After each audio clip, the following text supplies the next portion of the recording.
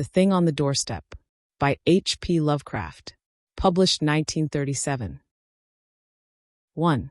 It is true that I have sent 6 bullets through the head of my best friend, and yet I hope to shew by this statement that I am not his murderer. At first I shall be called a madman, madder than the man I shot in his cell at the Arkham Sanitarium. Later some of my readers will weigh each statement, correlate it with the known facts, and ask themselves how I could have believed otherwise than as I did after facing the evidence of that horror, that thing on the doorstep. Until then I also saw nothing but madness in the wild tales I have acted on. Even now I ask myself whether I was misled, or whether I am not mad after all.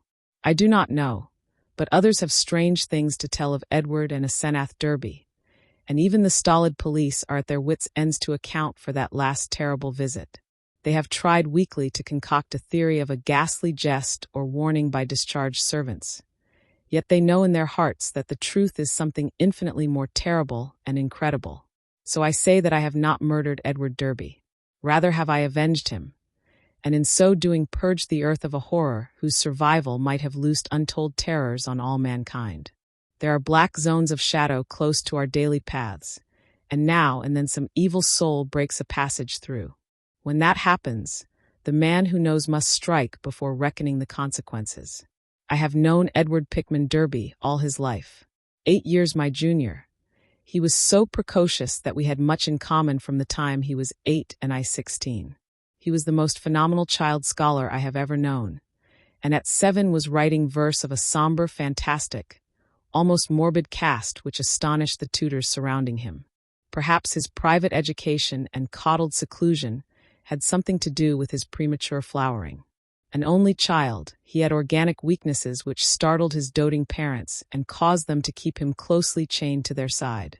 He was never allowed out without his nurse, and seldom had a chance to play unconstrainedly with other children. All this doubtless fostered a strange, secretive inner life in the boy, with imagination as his one avenue of freedom. At any rate, his juvenile learning was prodigious and bizarre, and his facile writings such as to captivate me despite my greater age. About that time I had leanings toward art of a somewhat grotesque cast, and I found in this younger child a rare kindred spirit.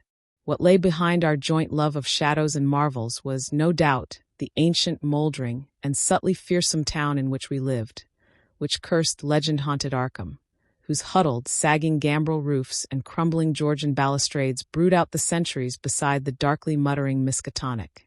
As time went by I turned to architecture, and gave up my design of illustrating a book of Edward's demoniac poems.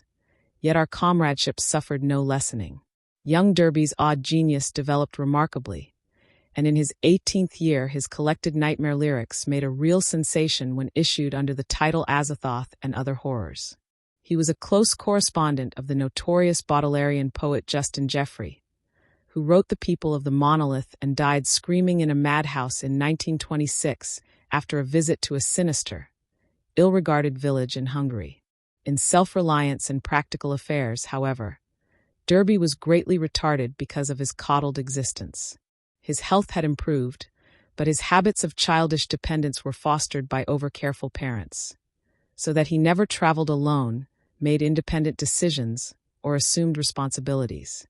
It was early seen that he would not be equal to a struggle in the business or professional arena, but the family fortune was so ample that this formed no tragedy. As he grew to years of manhood, he retained a deceptive aspect of boyishness. Blond and blue-eyed, he had the fresh complexion of a child, and his attempts to raise a mustache were discernible only with difficulty.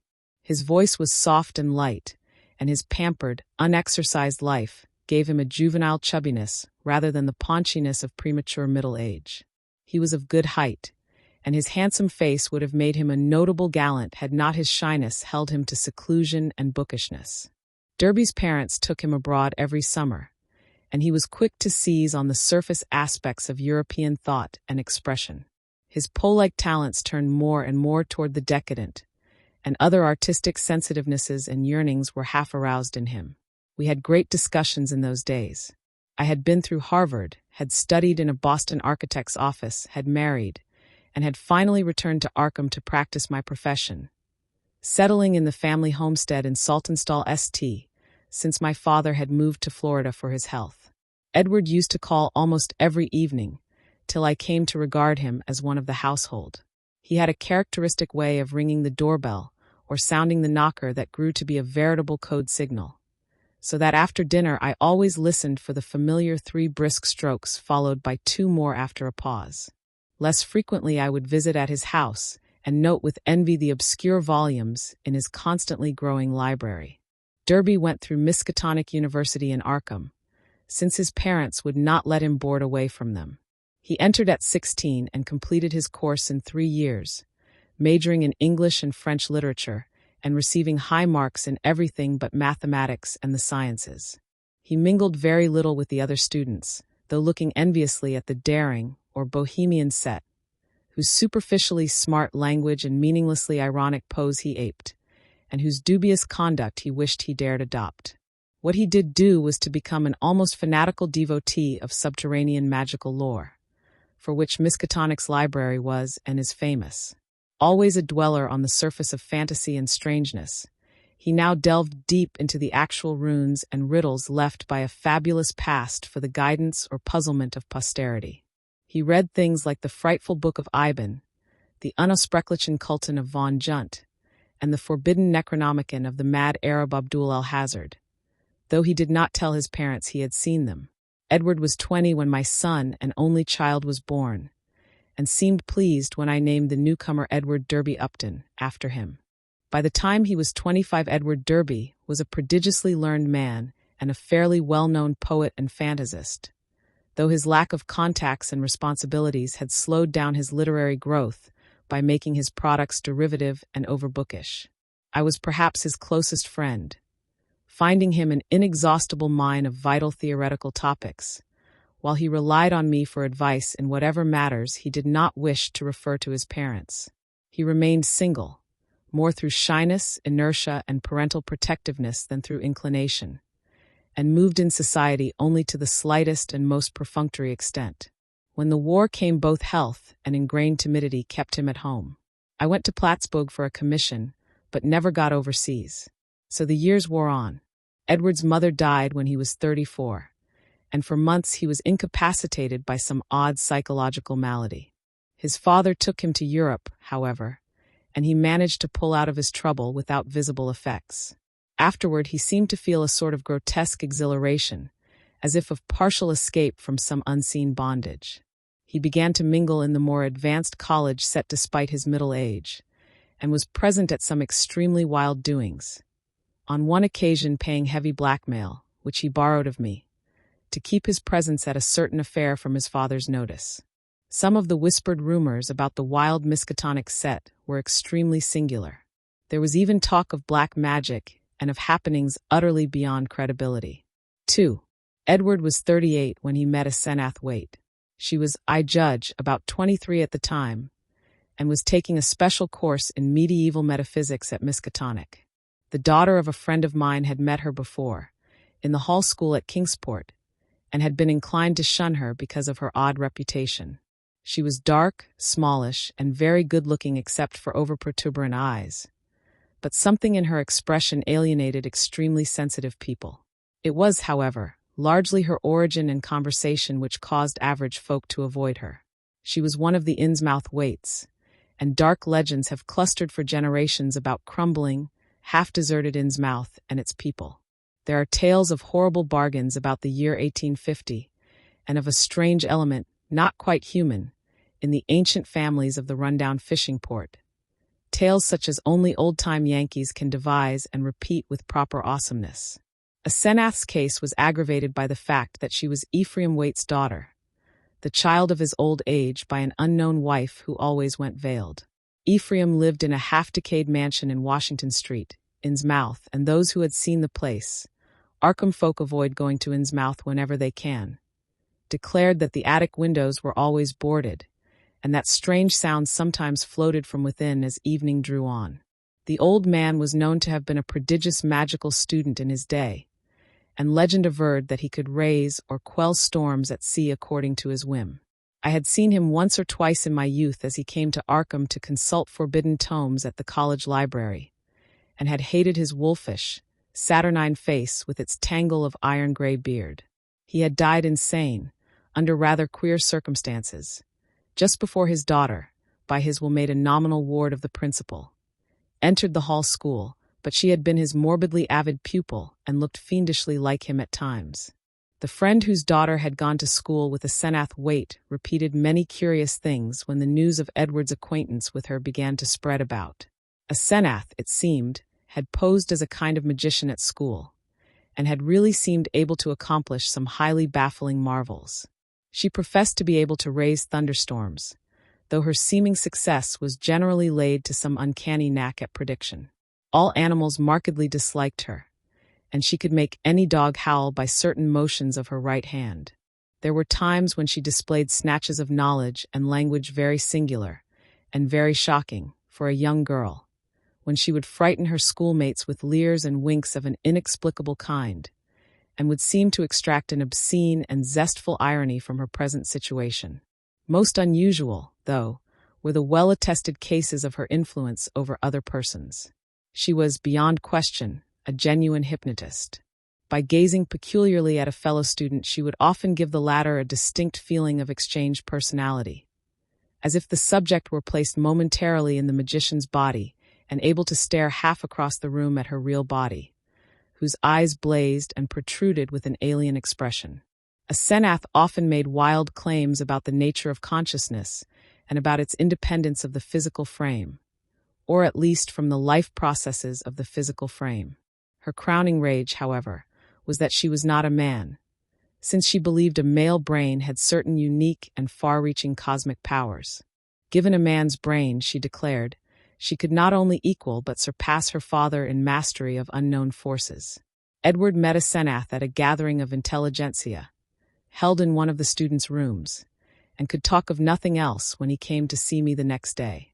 He had found her full of the interests and erudition which engrossed him most, and was in addition wildly taken with her appearance. I had never seen the young woman, and recalled casual references only faintly, but I knew who she was. It seemed rather regrettable that Derby should become so upheaved about her, but I said nothing to discourage him, since infatuation thrives on opposition. He was not, he said, mentioning her to his father. In the next few weeks I heard of very little but a Senath from young Derby. Others now remarked Edward's autumnal gallantry, though they agreed that he did not look even nearly his actual age, or seem at all inappropriate as an escort for his bizarre divinity. He was only a trifle paunchy despite his indolence and self-indulgence, and his face was absolutely without lines. A Senath, on the other hand, had the premature crow's feet which come from the exercise of an intense will. About this time Edward brought the girl to call on me, and I at once saw that his interest was by no means one-sided. She eyed him continually with an almost predatory air, and I perceived that their intimacy was beyond untangling. Soon afterward I had a visit from old Mr. Derby, whom I had always admired and respected. He had heard the tales of his son's new friendship, and had wormed the whole truth out of the boy. Edward meant to marry a Senath, and had even been looking at houses in the suburbs. Knowing my usually great influence with his son, the father wondered if I could help to break the ill-advised affair off, but I regretfully expressed my doubts. This time it was not a question of Edward's weak will, but of the woman's strong will.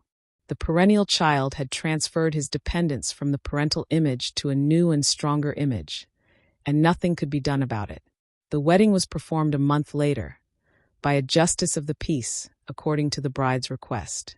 Mr. Derby, at my advice, offered no opposition, and he, my wife, my son, and I attended the brief ceremony, the other guests being wild young people from the college. A Senath had bought the old Crown and Shield place in the country at the end of High Street, and they proposed to settle there after a short trip to Innsmouth, whence 3 servants and some books and household goods were to be brought.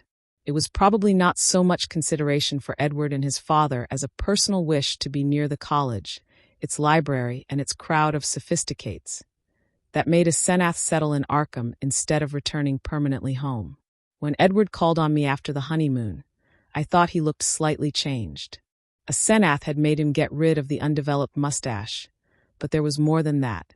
He looked soberer and more thoughtful. his habitual pout of childish rebelliousness being exchanged for a look almost of genuine sadness. I was puzzled to decide whether I liked or disliked the change.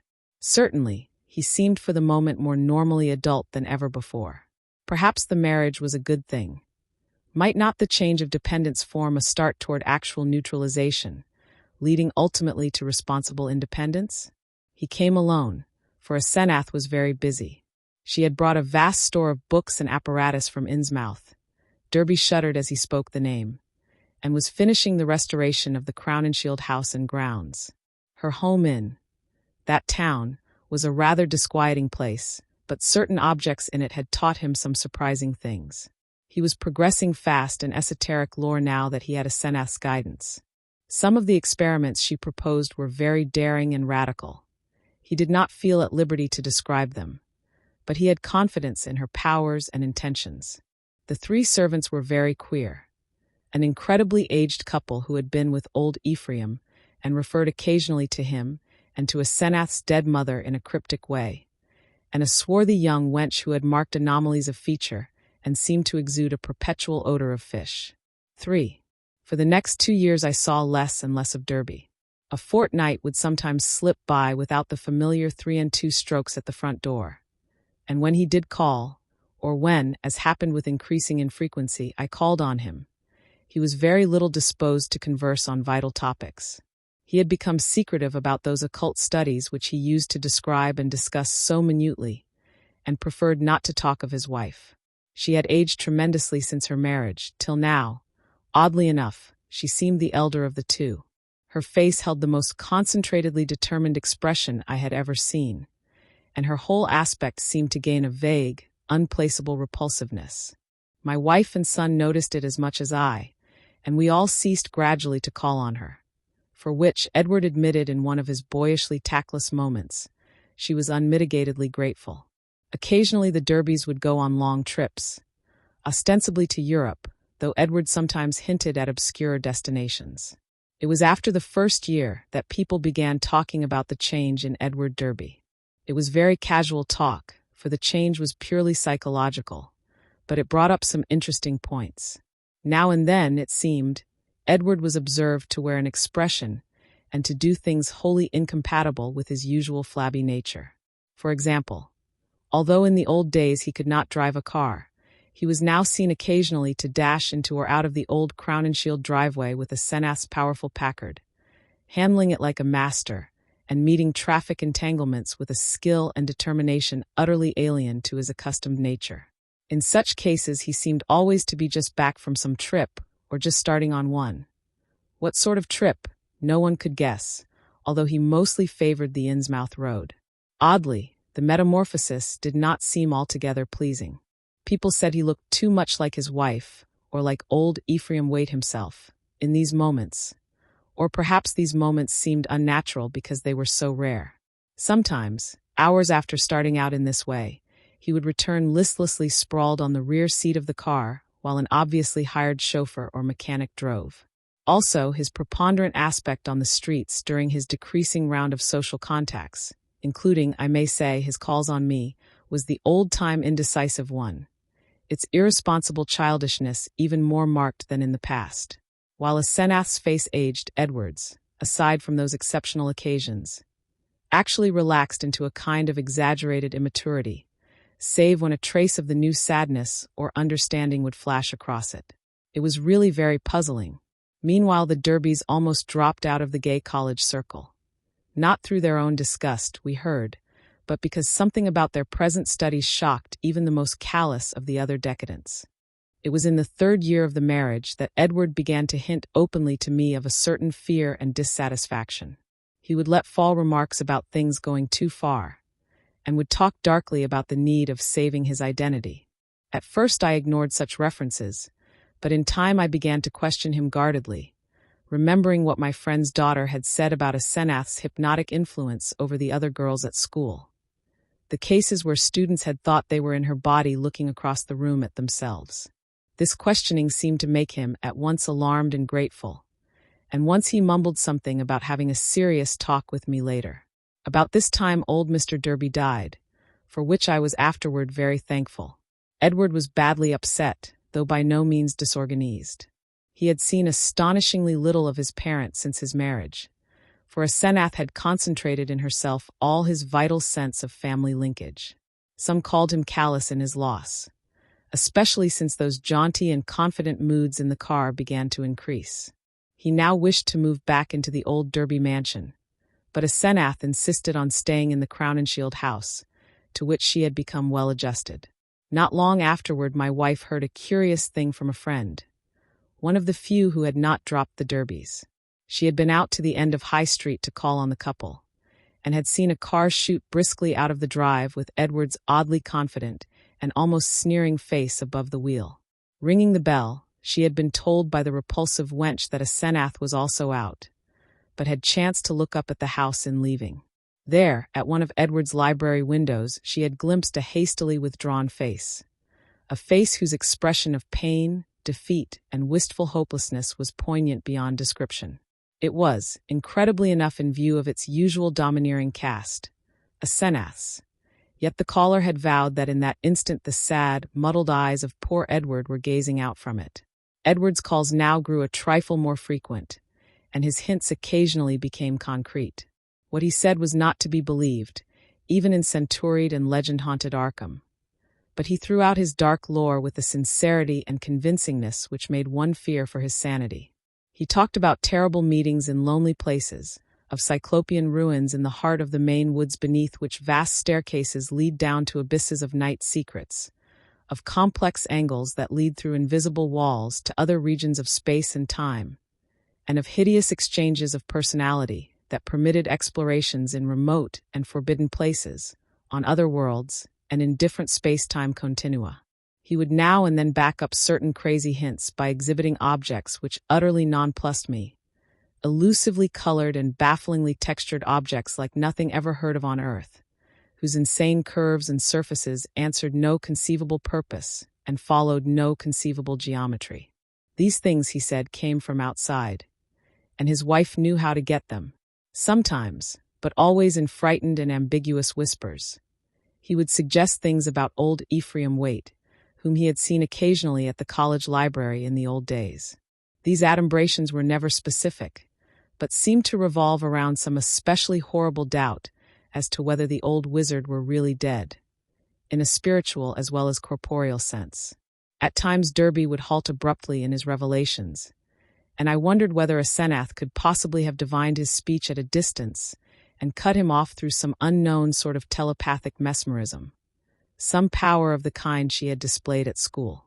Certainly, she suspected that he told me things, for as the weeks passed she tried to stop his visits with words and glances of a most inexplicable potency. Only with difficulty could he get to see me, for although he would pretend to be going somewhere else, some invisible force would generally clog his motions or make him forget his destination for the time being. His visits usually came when Asenath was away in her own body, as he once oddly put it. She always found out later. The servants watched his goings and comings, but evidently she thought it inexpedient to do anything drastic.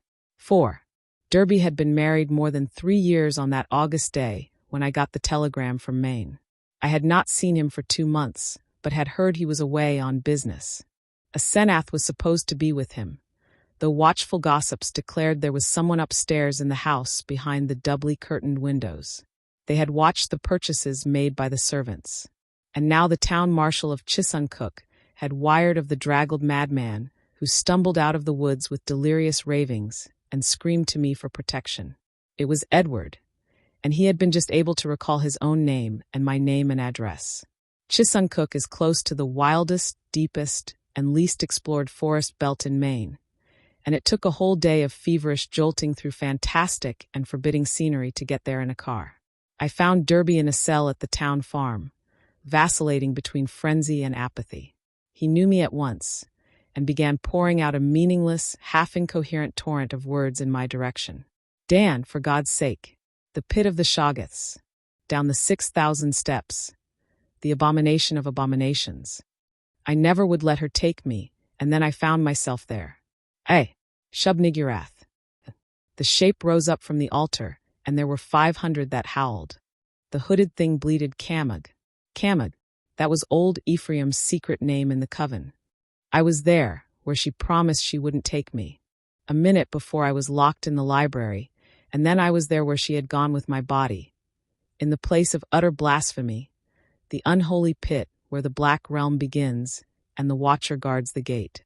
I saw a Shoggoth. It changed shape. I can't stand it. I won't stand it. I'll kill her if she ever sends me there again. I'll kill that entity. Her, him, it. I'll kill it. I'll kill it with my own hands. It took me an hour to quiet him, but he subsided at last. The next day I got him decent clothes in the village, and set out with him for Arkham. His fury of hysteria was spent, and he was inclined to be silent, though he began muttering darkly to himself when the car passed through Augusta, as if the sight of a city aroused unpleasant memories. It was clear that he did not wish to go home, and considering the fantastic delusions he seemed to have about his wife, delusions undoubtedly springing from some actual hypnotic ordeal to which he had been subjected, I thought it would be better if he did not. I would, I resolved, put him up myself for a time, no matter what unpleasantness it would make with the Senath. Later I would help him get a divorce, for most assuredly there were mental factors which made this marriage suicidal for him.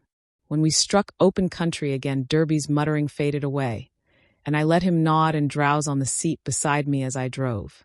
During our sunset dash through Portland the muttering commenced again, more distinctly than before, and as I listened I caught a stream of utterly insane drivel about a Senath. The extent to which she had preyed on Edward's nerves was plain, for he had woven a whole set of hallucinations around her. His present predicament, he mumbled furtively, was only one of a long series. She was getting hold of him, and he knew that some day she would never let go.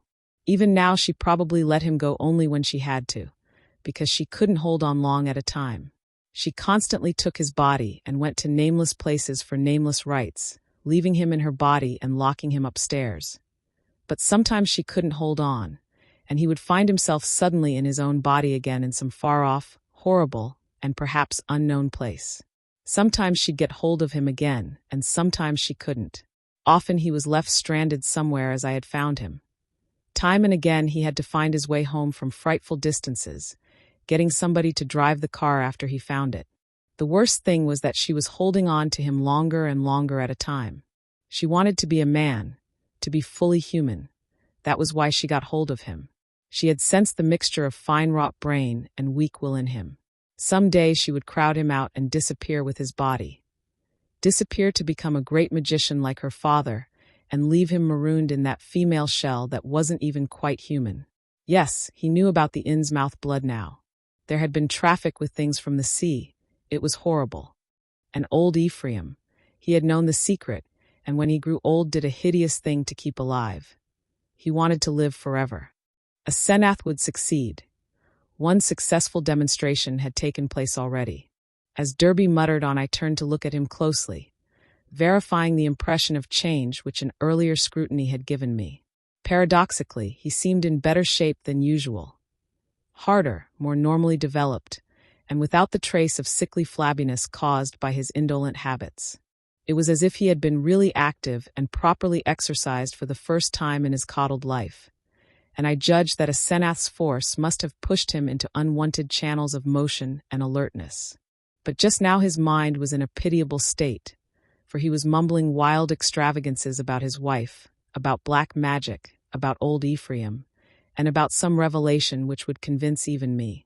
He repeated names which I recognized from bygone browsings in forbidden volumes, and at times made me shudder with a certain thread of mythological consistency, of convincing coherence, which ran through his maundering. Again and again he would pause, as if to gather courage for some final and terrible disclosure. Dan, don't you remember him? The wild eyes and the unkempt beard that never turned white. He glared at me once, and I never forgot it. Now she glares that way, and I know why. He found it in the Necronomicon, the formula. I don't dare tell you the page yet, but when I do you can read and understand. Then you will know what has engulfed me. On, body to body to body. He means never to die. The life glow. He knows how to break the link. It can flicker on a while even when the body is dead. I'll give you hints, and maybe you'll guess. Listen, Dan. Do you know why my wife always takes such pains with that silly backhand writing? Have you ever seen a manuscript of old Ephraim's? Do you want to know why I shivered when I saw some hasty notes a Senath had jotted down? A Senath. Is there such a person? Why did they half think there was poison in old Ephraim's stomach? Why do the Gilmans whisper about the way he shrieked, like a frightened child, when he went mad and a Senath locked him up in the padded attic room where the other had been? Was it old Ephraim's soul that was locked in? Who locked in whom? Why had he been looking for months for someone with a fine mind and a weak will? Why did he curse that his daughter wasn't a son? Tell me, Daniel Upton, what devilish exchange was perpetrated in the house of horror where that blasphemous monster had his trusting, weak-willed, half-human child at his mercy? Didn't he make it permanent, as she'll do in the end with me? Tell me why that thing that calls itself a Senath writes differently when off guard, so that you can't tell its script from. Then the thing happened. Derby's voice was rising to a thin treble scream as he raved, when suddenly it was shut off with an almost mechanical click. I thought of those other occasions at my home when his confidences had abruptly ceased, when I had half fancied that some obscure telepathic wave of a Senath's mental force was intervening to keep him silent. This, though, was something altogether different, and I felt infinitely more horrible. The face beside me was twisted almost unrecognizably for a moment, while through the whole body there passed a shivering motion, as if all the bones, organs, muscles, nerves, and glands were readjusting themselves to a radically different posture, set of stresses, and general personality. Just where the supreme horror lay, I could not for my life tell. Yet there swept over me such a swamping wave of sickness and repulsion, such a freezing, petrifying sense of utter alienage and abnormality, that my grasp of the wheel grew feeble and uncertain. The figure beside me seemed less like a lifelong friend than like some monstrous intrusion from outer space, some damnable, utterly accursed focus of unknown and malign cosmic forces. I had faltered only a moment, but before another moment was over my companion had seized the wheel and forced me to change places with him. The dusk was now very thick, and the lights of Portland far behind, so I could not see much of his face. The blaze of his eyes, though, was phenomenal, and I knew that he must now be in that queerly energized state, so unlike his usual self, which so many people had noticed. It seemed odd and incredible that listless Edward Derby, he who could never assert himself and who had never learned to drive, should be ordering me about and taking the wheel of my own car. Yet that was precisely what had happened. He did not speak for some time, and in my inexplicable horror I was glad he did not. In the lights of Biddeford and Sacco I saw his firmly set mouth, and shivered at the blaze of his eyes. The people were right. He did look damnably like his wife, and like old Ephraim when in these moods. I did not wonder that the moods were disliked. There was certainly something unnatural and diabolic in them, and I felt the sinister element all the more because of the wild ravings I had been hearing. This man, for all my lifelong knowledge of Edward Pickman Derby, was a stranger, an intrusion of some sort from the black abyss. He did not speak until we were on a dark stretch of road, and when he did his voice seemed utterly unfamiliar. It was deeper, firmer, and more decisive than I had ever known it to be, while its accent and pronunciation were altogether changed, though vaguely, remotely, and rather disturbingly recalling something I could not quite place.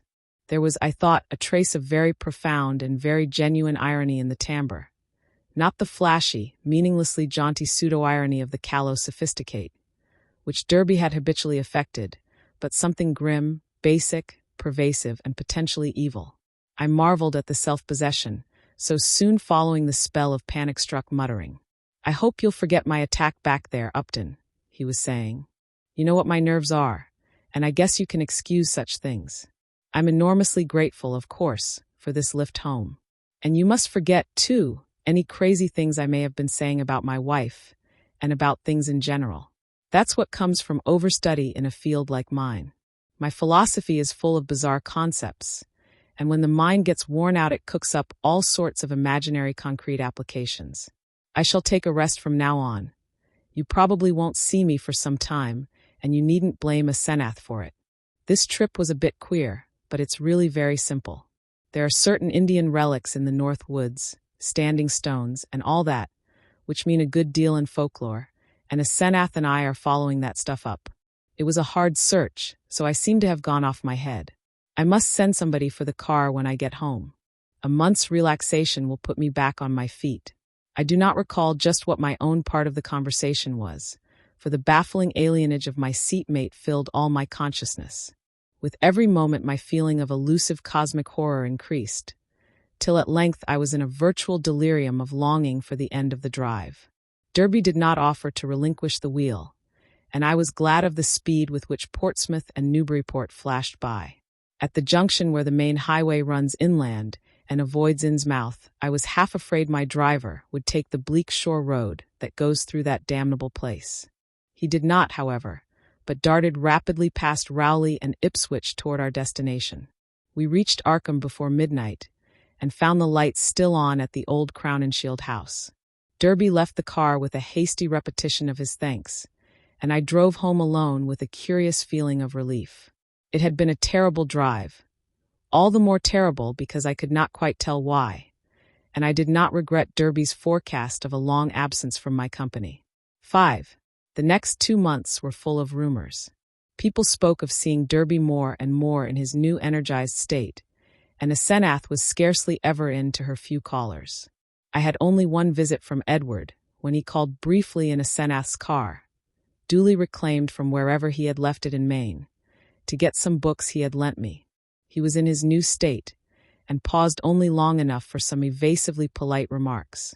It was plain that he had nothing to discuss with me when in this condition, and I noticed that he did not even trouble to give the old 3 and 2 signal when ringing the doorbell. As on that evening in the car, I felt a faint, infinitely deep horror which I could not explain, so that his swift departure was a prodigious relief. In mid-September, Derby was away for a week, and some of the decadent college set talked knowingly of the matter, hinting at a meeting with a notorious cult leader, lately expelled from England, who had established headquarters in New York. For my part, one could not get that strange ride from Maine out of my head. The transformation I had witnessed had affected me profoundly, and I caught myself again and again trying to account for the thing, and for the extreme horror it had inspired in me. But the oddest rumors were those about the sobbing in the old Crown and Shield house. The voice seemed to be a woman's, and some of the younger people thought it sounded like a Senath's. It was heard only at rare intervals, and would sometimes be choked off as if by force. There was talk of an investigation, but this was dispelled one day when a Senath appeared in the streets and chatted in a sprightly way with a large number of acquaintances, apologizing for her recent absences and speaking incidentally about the nervous breakdown and hysteria of a guest from Boston. The guest was never seen, but a Senath's appearance left nothing to be said. And then someone complicated matters by whispering that the sobs had once or twice been in a man's voice. One evening in mid-October, I heard the familiar 3 and 2 ring at the front door. Answering it myself, I found Edward on the steps, and saw in a moment that his personality was the old one which I had not encountered since the day of his ravings on that terrible ride from Chissuncook. His face was twitching with a mixture of odd emotions in which fear and triumph seemed to share dominion, and he looked furtively over his shoulder as I closed the door behind him. Following me clumsily to the study, he asked for some whiskey to steady his nerves. I forbore to question him, but waited till he felt like beginning whatever he wanted to say. At length he ventured some information in a choking voice. "A Senath has gone, Dan. We had a long talk last night while the servants were out, and I made her promise to stop preying on me. Of course I had certain occult defenses I never told you about. She had to give in, but got frightfully angry. Just packed up and started for New York. Walked right out to catch the 8:20 into Boston. I suppose people will talk, but I can't help that. You needn't mention that there was any trouble. Just say she's gone on a long research trip. She's probably going to stay with one of her horrible groups of devotees. I hope she'll go west and get a divorce. Anyhow, I've made her promise to keep away and let me alone. It was horrible, Dan. She was stealing my body, crowding me out, making a prisoner of me. I laid low and pretended to let her do it, but I had to be on the watch. I could plan if I was careful, for she can't read my mind literally, or in detail. All she could read of my planning was a sort of general mood of rebellion, and she always thought I was helpless. Never thought I could get the best of her. But I had a spell or two that worked. Derby looked over his shoulder and took some more whiskey. I paid off those damned servants this morning when they got back. They were ugly about it and asked questions, but they went. They're her kind, Innsmouth people, and were hand in glove with her. I hope they'll let me alone. I didn't like the way they laughed when they walked away. I must get as many of Dad's old servants again as I can. I'll move back home now. I suppose you think I'm crazy, Dan, but Arkham history ought to hint at things that back up what I've told you, and what I'm going to tell you. You've seen one of the changes, too, in your car after I told you about a Senath that day coming home from Maine. That was when she got me, drove me out of my body. The last thing of the ride I remember was when I was all worked up trying to tell you what that she-devil is. Then she got me, and in a flash I was back at the house, in the library where those damned servants had me locked up, and in that cursed fiend's body. That isn't even human. You know, it was she you must have ridden home with. That praying wolf in my body. You ought to have known the difference. I shuddered as Derby paused. Surely, I had known the difference. Yet could I accept an explanation as insane as this? But my distracted caller was growing even wilder. I had to save myself. I had to Dan. She'd have got me for good at Hallowmas. They hold a Sabbath up there beyond Chisuncook, and the sacrifice would have clinched things. She'd have got me for good. She'd have been I, and I'd have been she. Forever. Too late. My body'd have been hers for good. She'd have been a man and fully human, just as she wanted to be. I suppose she'd have put me out of the way, killed her own ex-body with me in it, damn her, just as she did before, just as he or it did before. Edward's face was now atrociously distorted, and he bent it uncomfortably close to mine as his voice fell to a whisper. You must know what I hinted in the car, that she isn't a Senath at all, but really old Ephraim himself. I suspected it 1.5 years ago, but I know it now. Her handwriting shews it when she's off guard. Sometimes she jots down a note in writing that's just like her father's manuscripts, stroke for stroke, and sometimes she says things that nobody but an old man like Ephraim could say. He changed forms with her when he felt death coming. She was the only one he could find with the right kind of brain and a weak enough will. He got her body permanently, just as she almost got mine, and then poisoned the old body he'd put her into. Haven't you seen old Ephraim's soul glaring out of that she-devil's eyes dozens of times? And out of mine when she had control of my body. The whisperer was panting, and paused for breath. I said nothing, and when he resumed his voice was nearer normal. This, I reflected, was a case for the asylum, but I would not be the one to send him there. Perhaps time and freedom from a Senath would do its work. I could see that he would never wish to dabble in morbid occultism again. I'll tell you more later. I must have a long rest now. I'll tell you something of the forbidden horrors she led me into. Something of the age-old horrors that even now are festering in out-of-the-way corners with a few monstrous priests to keep them alive. Some people know things about the universe that nobody ought to know, and can do things that nobody ought to be able to do. I've been in it up to my neck, but that's the end. Today I'd burn that damn Necronomicon, and all the rest if I were librarian at Miskatonic. But she can't get me now. I must get out of that accursed house as soon as I can, and settle down at home. You'll help me, I know, if I need help. Those devilish servants, you know. And if people should get too inquisitive about a Senath. You see, I can't give them her address. Then there are certain groups of searchers, certain cults, you know, that might misunderstand our breaking up. Some of them have damnably curious ideas and methods. I know you'll stand by me if anything happens, even if I have to tell you a lot that will shock you.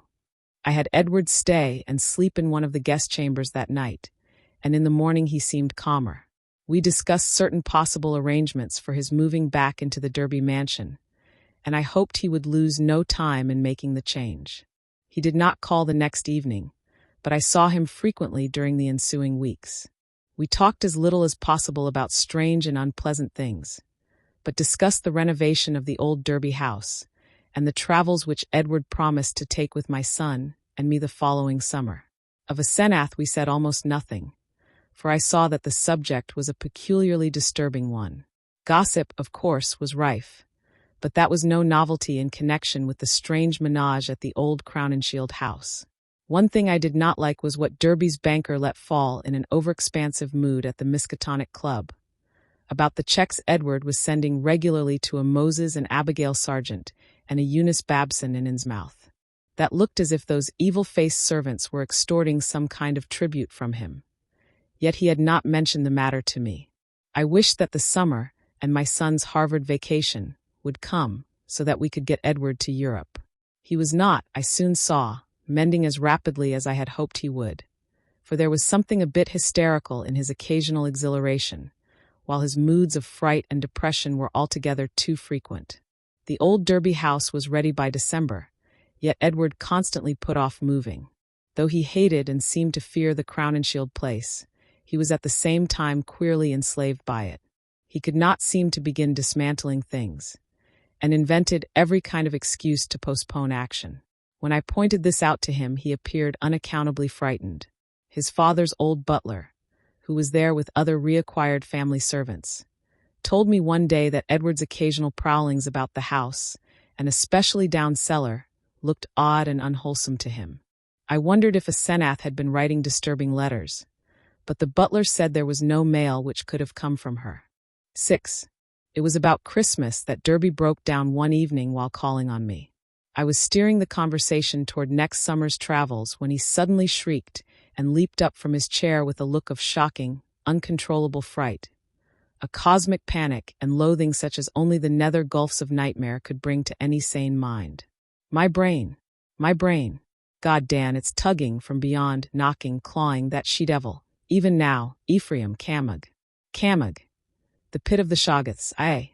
Shub-Niggurath, the goat with 1,000 young. The flame, beyond body, beyond life, in the earth. Oh God! I pulled him back to his chair and poured some wine down his throat as his frenzy sank to a dull apathy. He did not resist, but kept his lips moving as if talking to himself. Presently I realized that he was trying to talk to me, and bent my ear to his mouth to catch the feeble words. Again. She's trying. I might have known. Nothing can stop that force, not distance, nor magic, nor death. It comes and comes, mostly in the night. I can't leave. It's horrible. Oh God, Dan, if you only knew as I do just how horrible it is. When he had slumped down into a stupor, I propped him with pillows and let normal sleep overtake him. I did not call a doctor, for I knew what would be said of his sanity, and wished to give nature a chance if I possibly could. He waked at midnight, and I put him to bed upstairs, but he was gone by morning. He had let himself quietly out of the house, and his butler, when called on the wire, said he was at home pacing restlessly about the library. Edward went to pieces rapidly after that. He did not call again, but I went daily to see him. He would always be sitting in his library, staring at nothing and having an air of abnormal listening. Sometimes he talked rationally, but always on trivial topics.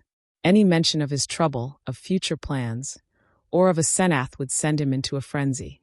His butler said he had frightful seizures at night, during which he might eventually do himself harm. I had a long talk with his doctor, banker, and lawyer, and finally took the physician with 2 specialist colleagues to visit him. The spasms that resulted from the first questions were violent and pitiable, and that evening a closed car took his poor struggling body to the Arkham Sanitarium. I was made his guardian and called on him twice weekly, almost weeping to hear his wild shrieks, awesome whispers, and dreadful, droning repetitions of such phrases as, I had to do it, it'll get me, down there in the dark. Mother, Dan, save me. How much hope of recovery there was, no one could say, but I tried my best to be optimistic. Edward must have a home if he emerged, so I transferred his servants to the Derby mansion, which would surely be his sane choice. What to do about the Crown and Shield place with its complex arrangements and collections of utterly inexplicable objects I could not decide, so left it momentarily untouched, telling the Derby housemaid to go over and dust the chief rooms once a week, and ordering the furnace man to have a fire on those days. The final nightmare came before Candlemas, heralded in cruel irony by a false gleam of hope. One morning late in January, the sanitarium telephoned to report that Edward's reason had suddenly come back. His continuous memory, they said, was badly impaired, but sanity itself was certain. Of course, he must remain some time for observation, but there could be little doubt of the outcome. All going well, he would surely be free in a week. I hastened over in a flood of delight, but stood bewildered when a nurse took me to Edward's room. The patient rose to greet me, extending his hand with a polite smile, but I saw in an instant that he bore the strangely energized personality which had seemed so foreign to his own nature. The competent personality I had found so vaguely horrible, and which Edward himself had once vowed was the intruding soul of his wife. There was the same blazing vision, so like a Senath's and old Ephraim's, and the same firm mouth, and when he spoke I could sense the same grim, pervasive irony in his voice, the deep irony so redolent of potential evil. This was the person who had driven my car through the night 5 months before. The person I had not seen since that brief call, when he had forgotten the old-time doorbell signal and stirred such nebulous fears in me. And now he filled me with the same dim feeling of blasphemous alienage and ineffable cosmic hideousness. He spoke affably of arrangements for release, and there was nothing for me to do but assent, despite some remarkable gaps in his recent memories. Yet I felt that something was terribly, inexplicably wrong and abnormal. There were horrors in this thing that I could not reach. This was a sane person. But was it indeed the Edward Derby I had known? If not, who or what was it? And where was Edward? Ought it to be free or confined? Or ought it to be extirpated from the face of the earth? There was a hint of the abysmally sardonic in everything the creature said. The Asenath-like eyes lent a special and baffling mockery to certain words about the early liberty earned by an especially close confinement. I must have behaved very awkwardly, and was glad to beat a retreat. All that day, and the next I racked my brain over the problem. What had happened? What sort of mind looked out through those alien eyes in Edward's face? I could think of nothing but this dimly terrible enigma, and gave up all efforts to perform my usual work. The second morning the hospital called up to say that the recovered patient was unchanged, and by evening I was close to a nervous collapse. A state, I admit, though others will vow it colored my subsequent vision. I have nothing to say on this point except that no madness of mine could account for all the evidence. 7. It was in the night, after that second evening, that stark, utter horror burst over me and weighted my spirit with a black, clutching panic from which it can never shake free. It began with a telephone call just before midnight. I was the only one up, and sleepily took down the receiver in the library. No one seemed to be on the wire, and I was about to hang up and go to bed when my ear caught a very faint suspicion of sound at the other end. Was someone trying under great difficulties to talk? As I listened, I thought I heard a sort of half-liquid bubbling noise, glub, glub, glub, which had an odd suggestion of inarticulate, unintelligible word and syllable divisions. I called, "Who is it?" But the only answer was glub glub. Glub glub. I could only assume that the noise was mechanical, but fancying that it might be a case of a broken instrument able to receive, but not to send, I added, "I can't hear you. Better hang up and try information." Immediately, I heard the receiver go on the hook at the other end. This, I say, was just before midnight. When that call was traced afterward, it was found to come from the old Crowninshield house, though it was fully half a week from the housemaid's day to be there. I shall only hint what was found at that house. The upheaval in a remote cellar storeroom, the tracks, the dirt, the hastily rifled wardrobe, the baffling marks on the telephone, the clumsily used stationery, and the detestable stench lingering over everything. The police, poor fools, have their smug little theories, and are still searching for those sinister discharged servants, who have dropped out of sight amidst the present furor. They speak of a ghoulish revenge for things that were done, and say I was included because I was Edward's best friend and advisor. Idiots! Do they fancy those brutish clowns could have forged that handwriting? Do they fancy they could have brought what later came? Are they blind to the changes in that body that was Edward's? As for me, I now believe all that Edward Derby ever told me. There are horrors beyond life's edge that we do not suspect, and once in a while man's evil prying calls them just within our range. Ephraim, a Senath, That devil called them in, and they engulfed Edward as they are engulfing me. Can I be sure that I am safe? Those powers survive the life of the physical form. The next day, in the afternoon, when I pulled out of my prostration and was able to walk and talk coherently, I went to the madhouse and shot him dead for Edward's and the world's sake. But can I be sure till he is cremated? They are keeping the body for some silly autopsies by different doctors. But I say he must be cremated. He must be cremated. He who was not Edward Derby when I shot him.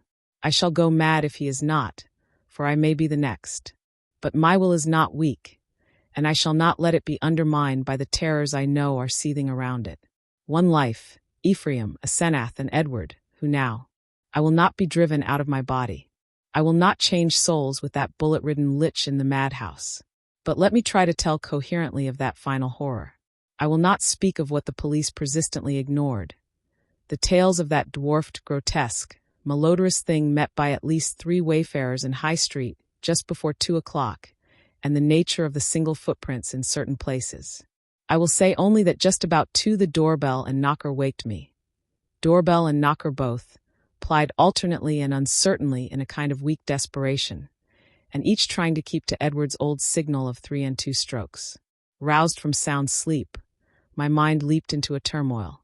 Derby at the door, and remembering the old code. That new personality had not remembered it. Was Edward suddenly back in his rightful state?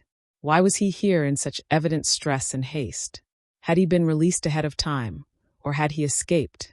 Perhaps, I thought as I flung on a robe and bounded downstairs, his return to his own self had brought raving and violence, revoking his discharge and driving him to a desperate dash for freedom. Whatever had happened, he was good old Edward again, and I would help him. When I opened the door into the elm-arched blackness, a gust of insufferably foetid wind almost flung me prostrate. I choked in nausea, and for a second scarcely saw the dwarfed, humped figure on the steps. The summons had been Edward's, but who was this foul, stunted parody? Where had Edward had time to go? His ring had sounded only a second before the door opened.